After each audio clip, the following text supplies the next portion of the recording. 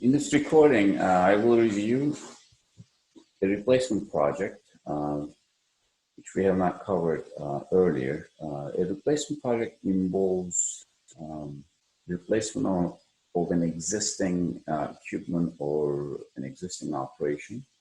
And therefore, the approach in replacement projects is a little bit different than the expansion projects that we covered earlier. So our focus in replacement projects are the incremental cash flows. And that will require the consideration of the existing cash flows of the existing project, and also the cash flow that are going to be generated by the new project. So we will look at the incremental impact of the investment rather than the pure impact of the new project. So in our example in here, we have a company called Lasting Impressions. Lasting Impressions is a company which is medium-sized commercial printer of promotional advertising brochures and booklets and other direct mail pieces. The firm's major clients are advertising agencies based in New York and Chicago. And the typical job in this line of business is characterized by high quality and production runs of more than 50,000 units. The Lasting Impressions have not been able to compete effectively with large printers because of its existing older and inefficient presses. So the firm is currently exploring opportunities to improve its efficiency and produce or create a printing process that would cost effectively address the quality requirements of the industry. So the general manager has proposed the purchase of one of two large 6-color presses that are designed for long, high-quality runs. And the purchase of a new press would enable the company to reduce its cost of labor, and therefore the prices to the clients will decline, and will put the company in a more competitive position in its market. So there's a strategic logic behind this investment, and the management is considering this investment accordingly. So let's first review the existing equipment that we have. The old press that is already in place was originally purchased 3 years ago at an installed cost of $400,000, and this equipment has been depreciated under modified accelerated cost recovery system using a 5-year recovery period. So the depreciation system that they're using is accelerated. Earlier years have higher depreciation allocations, and then this declines over time. The old press has currently a remaining economic life of 5 years. If it were sold today, it would have a market value of $420,000 before taxes. And if it is retained, it can be sold to net of $150,000 before taxes at the end of the 5 years. So if the company sells it today, it would be able to generate $420,000 of sales revenues from that. But if it keeps it and uses another 5 years, the liquidation value would be only $150,000. So the alternative one that we are going to consider is a highly automated press that can be purchased for $830,000 and will require $40,000 of installation costs. If this machine is acquired, it will be also depreciated under the MNCRS 5 years scheme. And at the end of the 5 years, the machine could be sold at a net of $400,000 before taxes. If this machine is acquired, it is anticipated that there will be some working capital requirements. So the company, if the company acquires this machine, its cash needs are going to be about $25,400. It will incur an accounts receivables of $120,000. And inventories, though, because of the efficiency, are going to decline by $20,000. And the company will be able to maintain accounts payables of $35,000 if this option is used. As you see in here, we have a 5-year depreciation scheme. First and second year allocations are 20%, 32%. Third year is 19%. Fourth year 12%. Fifth year 12%. In MACRS systems, there's always a residual year. As you see in here, there's about 5% of the value that is depreciated in the sixth residual year. This is quite typical. If we had a 3-year scheme, that would be a 4th residual year where the remaining part of the value is going to be depreciated. So the alternative to the Press 2 is not as sophisticated as the Press A. It costs about $640,000 and requires $20,000 in installation costs. It will be depreciated under MACRS using, again, a 5-year recovery period. And at the end of the 5 years, it can be sold net $330,000 before taxes. Acquisition of this press will not have any effect on the firm's net working capital investment. So in the previous case, we would have additional working capital requirements, but in this particular case, there is no additional working capital requirement. So now we have the EBITDA profile of each of these machines. The old press is expected to generate an EBITDA of $120,000 throughout the next remaining 5 years. Press A has a different profile. It will generate $250,000 first year, $270,000 in the second year, $300,000 in the third year, $330,000 in the fourth year, and $370,000 in the fifth year. Press B is going to be generating straight $210,000 in the next 5 years. The company is subject to about 40% tax rate. The firm's cost of capital applicable to the proposed replacement is 14%. So in this particular case, the business is quite familiar. The risk profile of Press A and Press B is indeed are not materially different, although the cash flow structures seem to be a little bit different. We will assume that they are equal risk investments, and we will use a 14% cost of capital, which is essentially the firm's cost of capital that is applicable to these two alternative investments. So the task ahead for us is to lay out the cash flows in 3 different stages of this project. As we considered earlier, in capital budgeting framework, we will have to identify the cash flows that occur in the investment stage, and then we will have to identify the cash flows that are going to occur during the operating or operational stage, which we might call operating cash flows.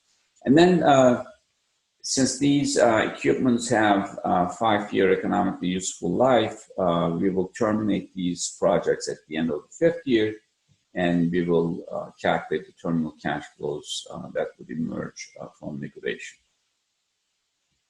So using the data developed stage A, we find and depict on a timeline the relevant cash flows or cash flow stream that is associated with each of the 2 proposed replacement presses. We will assume that each of these projects are going to be terminated at the end of the 5th year. And we're going to use the data that is developed in Part B and use decision rules like NPV or net present value, internal rate of return, modified internal rate of return, payback period, discounted payback period, and profitability index. So we're going to use each of these decision rules in order to see if these, which one of these investments is more rewarding for our investors. So in a replacement project, as we have seen in this case, we have already an existing operation. We will evaluate two potential replacements. One thing that we should be clear about is that these two alternatives that we are going to consider are mutually exclusive, meaning that we cannot adopt both of these investments, regardless whether they are both value creating or not. We are going to adopt only one of these. We will eliminate one of the alternatives.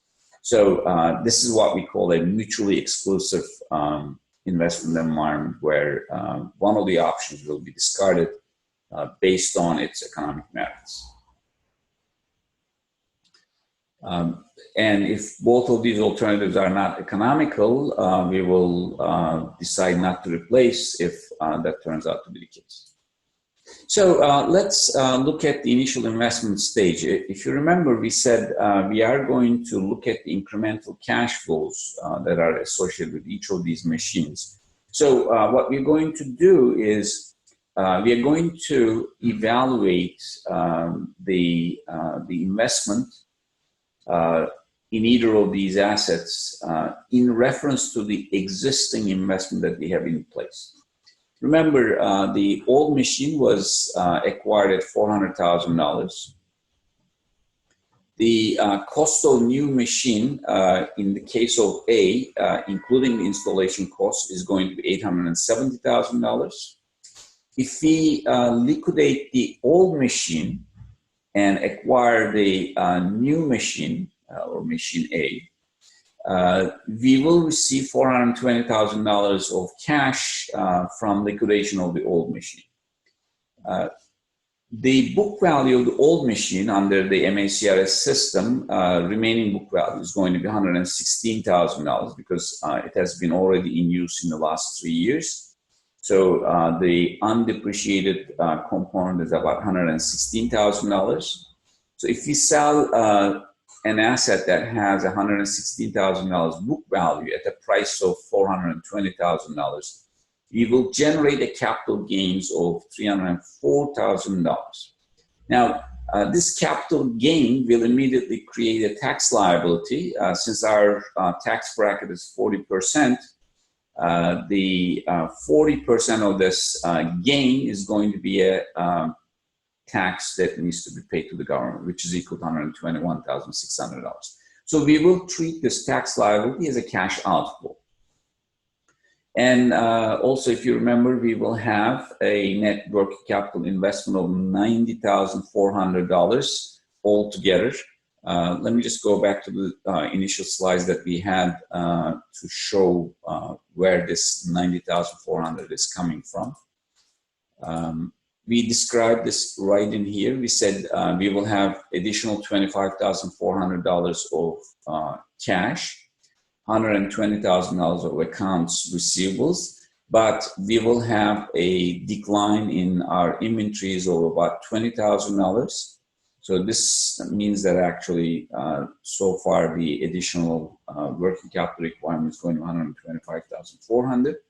But we will also have an accounts payable of $35,000, which is going to reduce the working capital requirement to $90,400. So in terms of signs, plus on cash, plus on accounts receivables, minus $20,000, minus $35,000, we get $90,400.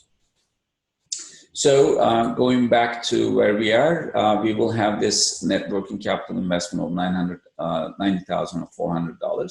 So if we do the math in here, we will have to incur a cash outflow of $870,000. We will have a cash inflow of $420,000.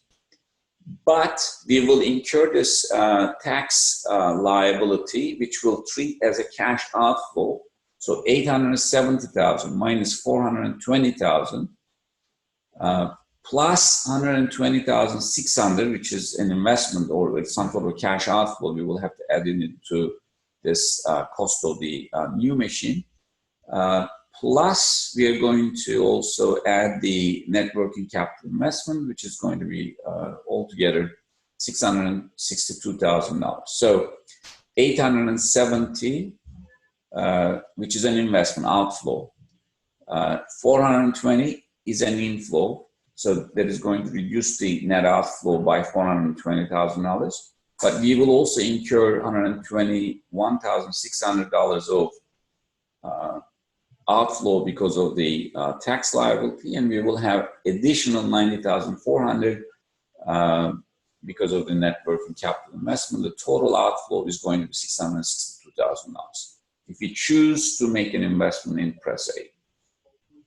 Let's take a look at the Press B. If we invest in Press B, we will pay $660,000 to acquire the machine and install it. So this is the install cost of $660,000. Similarly, if we sell the old machine at $420,000 when its book value is $304,000, we will incur a tax liability of $121,600. So $660,000 an outflow, $420,000 is an inflow, $121,600 is an outflow, and we will incur a net $361,600 of net outflow if you decide to make investment in Press B. So these are the respective incremental investment outlays for Press A and Press B when we replace the existing machine that we are operating with right now. So here you see the respective depreciation schemes. Press A's depreciation is going to be again 20%, 32%, 19%, 12%, and 5%. The installed cost was $870,000 in this particular case, and in Press B the installed cost was $660,000, and these are the respective allocations of depreciation. And for the existing machine, the remaining life is in a 5-year scheme. There are 2 more allocations of 12%, and then there's a residual $20,000 allocation on the 6th year. So these are the depreciation expenses respectively for each of these equipment. So now we are going to calculate operational cash flows or net operating cash flows for the existing machine, and then we are going to do this individually for each alternative. So existing machine, as we talked about earlier, in the remaining 5 years will generate $120,000 of EBITDA. From the previous table, we have these depreciation allocations. So if you subtract the depreciation, we get earnings before taxes. Tax rate was 40%, so charge on this earnings before taxes $28,800. Net income would be $43,200. Add back depreciation, which will give us net operating cash flows of this particular machine as $91,200. So this existing machine will not require any working capital investments or capital expenditures. As a result, we could just use this net operating cash flow as free cash flows to the project. So these are essentially, because of the lack of any type of working capital investment and capital expenditures, are equivalent to free cash flows. Let's look at the Press A. If we make an investment in Press A is going to generate $250,000 of EBITDA. First year depreciation allocation $174,000, which will bring our earnings before taxes to $76,000. Taxes charged on this, net income is $45,600, and depreciation is $174,000 add back. We have again net operating cash flows of $219,600, and the other calculations are pretty much repetition of this. Now, I would like to point out also that in this particular case, we won't have any additional working capital investments. We made one-shot time zero working capital investment, but during the operational period, in this particular case, we do not have any working capital investments. Therefore, like the previous case, net operating cash flows for this machine is going to translate into free cash flows because we do not have working capital and capital expenditures.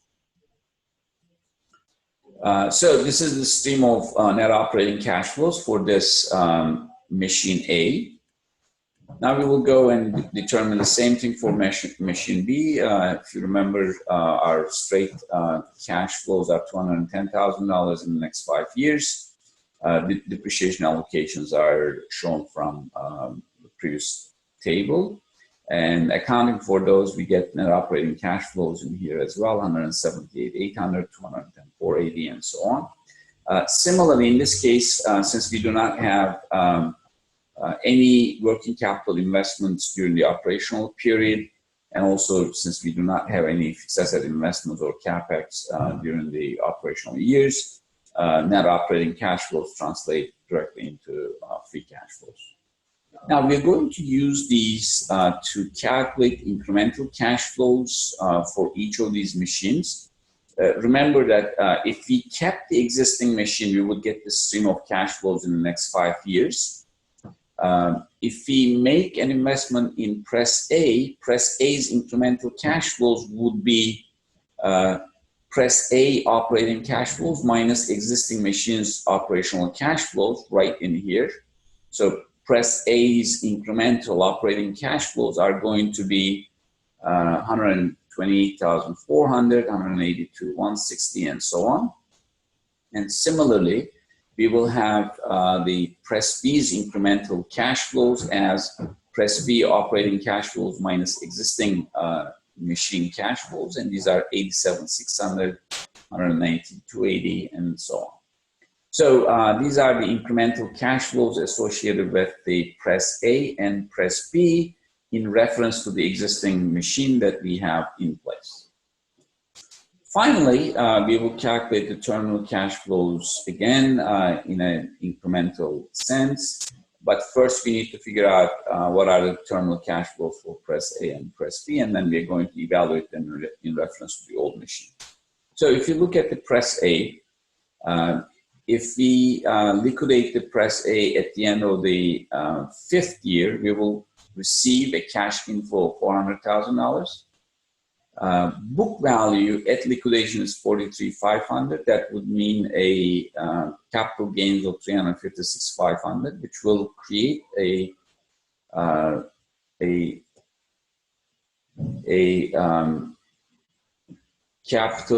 tax liability of $142,600. And net proceeds from sales is going to be $400,000 minus tax liability, that is equal to $257,400. And we will also recall the working capital investment that we made, $90,400. That means that net terminal cash flow for this machine is going to be $357,800. If we liquidate Press B, it could be liquidated at $330,000.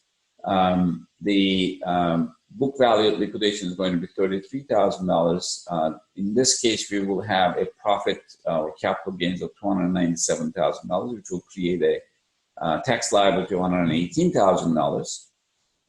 That would mean that net proceeds from sale is going to be $330,000 minus $118,800, which is equal to $211,200.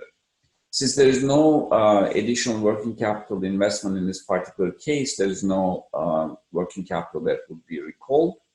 So the net terminal cash flows for this particular case is $211,200. So if we liquidated the old machine, if we haven't made any investments, and if we kept the old machine, if you remember, it could be liquidated at $150,000 at the end of the 5th year. That would imply $150,000 profit. that would create a $60,000 of tax liability, and net proceeds would be $90,000, as you see. So 150,000 minus the tax liability is our net proceeds from the sale. Now, if we consider the incremental cash flows associated with these, $347,800 minus $90,000 that we get from the old machine, or $211,200 minus $90,000 that we get from the Press B. So Press A has a terminal cash flow of $257,800, and Press B has a terminal incremental cash flow of $121,200. So these are the respective incremental cash flows in reference to the old machine. Now we have all three stages of cash flows that we can put on a timeline like this. So Press A, if it were acquired, would require a initial cash outflow of $662,000, and will provide these incremental cash flows, including the terminal cash flow that we have on year 5. Similarly, Press B will require $361,600 of investment and will provide these incremental cash flows, including the terminal cash flow in year 5. And now we are ready to use one of the decision rules to see if whether or if Press A or Press B offer better economic value for us. In order to, of course, to see that, we will have to use these decision rules and see which project is going to be favored. So putting on a timeline, this is the stream of cash flows that each investment provides. And now we can go back and evaluate these by using decision rules. The first model that we are going to look at is the payback period. If you remember, payback period is a measure or a metric that allows us to see how quickly we can recover our investment. In this particular case, I listed in here the cumulative cash flows for Press A and Press B to see at what year we recover the investment that we have to make. In this, in the Press A case, if you remember, the initial incremental investment is $662,000. So if you look at it in here, cumulative cash flows do not reach that level as of end of year 4, but it will actually reach to $662,000 in year 5. So we need to figure out what portion or what part of the year is needed to calculate the payback period. You know that there's a 4-year plus something, but to figure out that something, you'll have to look at the last year cash flows. The last year cash flows are going to be $459,560, and the remaining amount is the difference between $662 and $440. So this means that we would need only 0.3 years or 0.39 years to recover that residual part. That practically implies that we will need 4.04 years to recover the entire investment. Same goes for the Press B, which would require us to recover the investment in 3 years, 3.68 years. So the investment of $360,000, net investment of $360,000 are recovered between year 3 and 4. That means that we need about 0.68 years to recover the investment. So 3 years plus 0.68 years, that means 3.68 years that is needed to recover the investment. The payback period has a major flaw that it uses nominal cash flow. So one quick adjustment that we could make is to calculate the present values of all of these cash flows. In the next slides, I show the discounted payback period by using cash flows of those respective projects. That, of course, changes the picture a little bit. If we account for the time value of the cash flows, project A would require 4.85 years to recover, and the project B requires 4.72 years to recover. Well, in both of these cases, project B has a better recovery profile as compared to project A, but the difference does not look too different, too big. One of the most sound methods that we could use to evaluate the economic value of these projects is the net present value model. Net present value directly informs us about the contribution of this project to the fund provider's wealth. So we're going to use that method to make that judgment. If we calculate the net present value of Press A, we will calculate the present value of all of the cash inflows in this left-hand part of the equation, and then subtract the initial outlay, which is $662,000. That means that the project has a $35,738 net contribution to the investor's wealth if it is adopted. Project B has a lower net contribution that is $30,105 to the net contribution of the investor's wealth. So if you look at the net contribution to the investor's wealth, we would favor project A over project B because we have a larger dollar contribution to the investor's wealth in the case of project A. One maybe curious fact in here is the difference between the size of investments. As you see, Press A takes a much larger investment as compared to Press B. So if we were to adopt Press B, we would receive this net contribution to the investor's wealth, but we will also have some slack capital that we could mobilize maybe to generate additional net present value. So in this analysis, that is not visible. However, if we can make the case that the residual capital that is not used in this investment is about $300,000, if the $300,000 of investment that will be available when we make the investment in Press B, if it can generate a net present value in excess of $5,000, so Press B would be, of course, a better choice in terms of investors' wealth. But if we cannot mobilize that $300,000 to earn a $5,000 or more net present value, then investment in Press A would be much more preferable.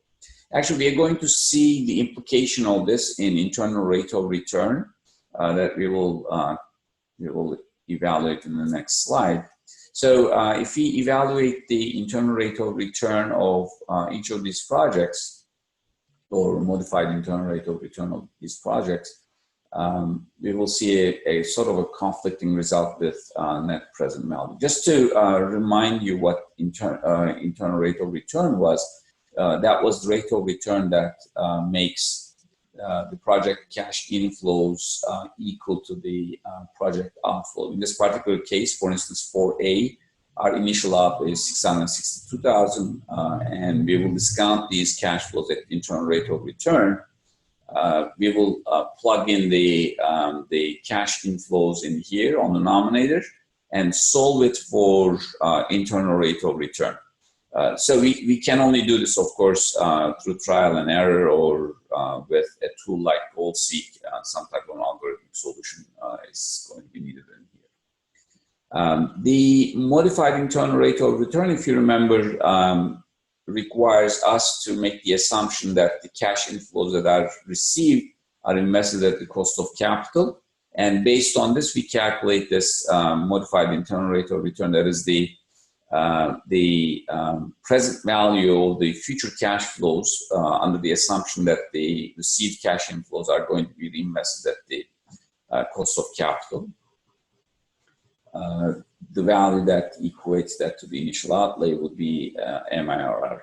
So essentially, by using sort of geometric mean return or compound average growth model, we can determine what MIRR is. So the project A's IRR is about 15.8% versus project B's ARR, which is about 17.06%. So based on the project cash flows, the project B looks like a high return investment, simply because the initial investment was much less as compared to project A, and the cash flows are reasonably comparable. So that generates a higher yield, but not necessarily a higher net present value. So they are sort of conflicting with the net present value result. And that is most likely stemming from this substantial difference in the investment requirements or the initial outlays. When we use MIRR, they are scaled back slightly, but still project B looks better at 16% versus project A's 15%. So again, here when we see this type of a conflict in recommendations, we will have to think about whether we could utilize the excess capital that will be left from investment in project B, can be mobilized to generate a net present value in excess of the $5,000 of net present value differential between these two. So if we can make that argument, obviously project B would be more desirable, but if we cannot make a convincing case of being profitably mobilize that excess capital, we will have to settle with project A because it delivers a higher contribution to the shareholders or the investors' wealth.